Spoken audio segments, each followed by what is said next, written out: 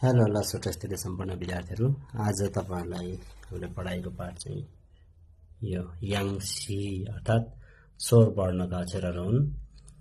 योलाई गिगु, स्याप्क्यु, डेङ्बो, नारो, गिगु, स्याप्क्यु, डेङ्बो, नारो, गिगु, स्याप्क्यु, डेङ्बो, नारो।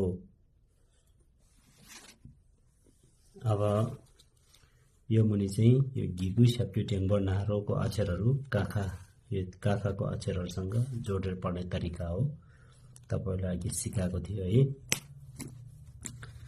यो सुरुमा योलाई चाहिँ क अनि माथिको गिगु, क गिगु कि भन्ने, अनि यो क अनि यो स्याप्क्यु, क स्याप्क्यु कु भन्ने, क अनि माथिको डेङ्बो, क डेङ्बो के भन्ने, अनि यो क अनि माथिको नारो, क नारो को भन्ने।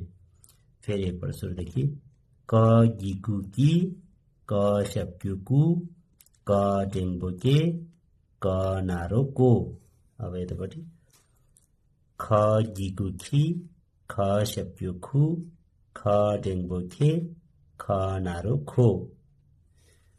अनि यतापट्टिको ग गिगु गि, ग स्याप्क्यु गु, ग डेङ्बो गे, ग नारो गो।